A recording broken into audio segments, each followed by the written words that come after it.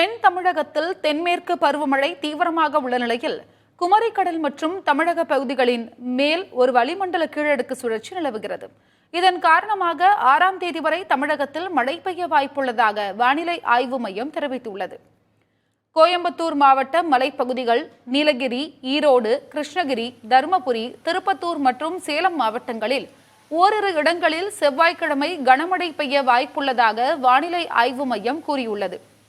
இதே நிலை புதன்கிழமையும் நீடிக்கும் என்றும் 3ஆம் தேதி கடலூர், தஞ்சாவூர், திருவாரூர், நாகப்பட்டினம், மயிலாடுதுறை, புதுக்கோட்டை மற்றும் ராமநாதபுரம் மாவட்டங்களில் மற்றும் காரைக்கால் பகுதிகளில் ஓரிரு இடங்களில் கனமழை பெய்ய வாய்ப்புள்ளதாகவும் தெரிவிக்கப்பட்டுள்ளது. 4ஆம் தேதி செங்கல்பட்டு, விழுப்புரம், கடலூர், தஞ்சாவூர், திருவாரூர், நாகப்பட்டினம், புதுக்கோட்டை, ராமநாதபுரம், புதுச்சேரி, மயிலாடுதுறை மற்றும் காரைக்கால் மாவட்டங்களில் ஓரிரு இடங்களில் கனமழை பெய்ய வாய்ப்புள்ளதாக வானிலை ஆய்வு மையம் கூறியுள்ளது. சென்னையை பொறுத்தவரை அடுத்த 48 மணி நேரத்திற்கு வானம் ஓரளவு மேகமூட்டத்துடன் காணப்படும். நகரின் ஒரு சில பகுதிகளில் இடி மின்னலுடன் கூடிய மிதமான மழை பெய்ய வாய்ப்புள்ளதாகவும் தெரிவிக்கப்பட்டுள்ளது.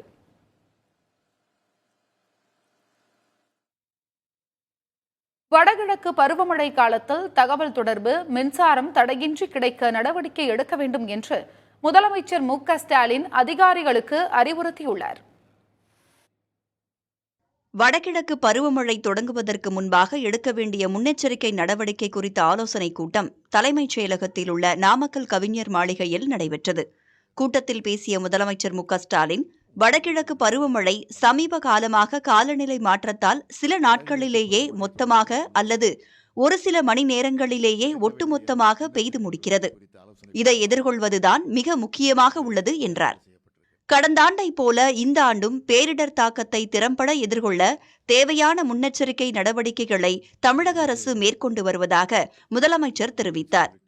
வானிலை தரவுகளை உடனடியாக வழங்க கடந்த ஆகஸ்ட் மாதம் 22ஆம் தேதி தரம் உயர்த்தப்பட்ட மாநில அவசரகால சேவை மையம் தொடங்கி வைக்கப்பட்டதாகவும், வெள்ளம் ஏற்பட்டவுடன் அரசு இயந்திரம் எவ்வளவு விரைவாக செயல்பட வேண்டுமோ அவ்வளவு விரைவாக ஒரு உயிரிழப்பு கூட ஏற்படக்கூடாது என்ற நோக்கத்தோடு செயல்பட வேண்டும் என்றும் முதலமைச்சர் அறிவுறுத்தினார். மாவட்டத்தை பற்றி முழுமையாக தெரிஞ்ச மூத்த அலுவலர்களை கண்காணிப்பு அலுவலராக நியமிச்சிருக்கிறோம். அவங்க மழைக்கு முன்னதாகவே தங்களுடைய பணிகளை தொடங்கியாகணும்.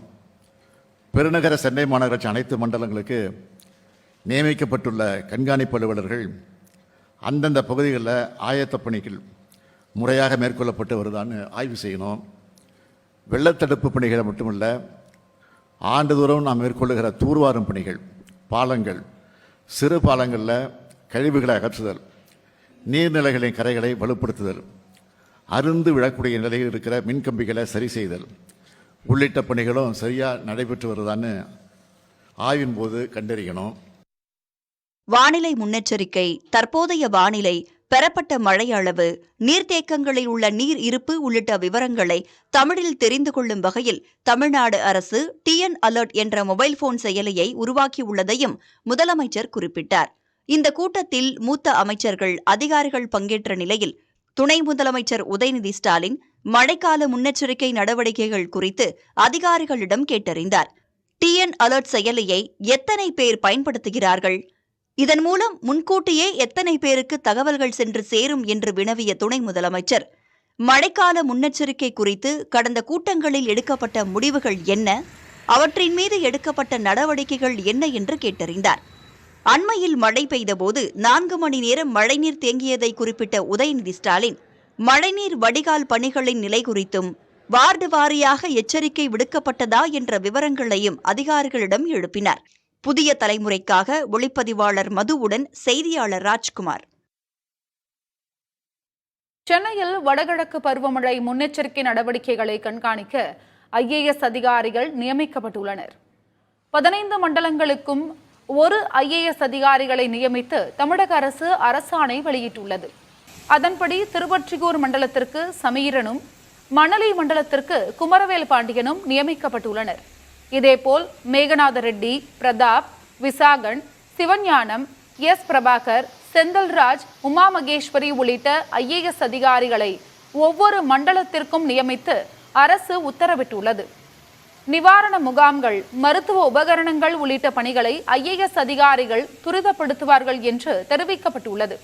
இதனிடையே சென்னையின் 15 மண்டலங்களுக்கு உட்பட்ட பகுதிகளில் வைக்கப்பட்டிருந்த அனைத்து பிளக்ஸ் பேனர்களையும் அகற்ற மாநகராட்சி ஆணையர் குமரகுருபரன் உத்தரவிட்டுள்ளார்.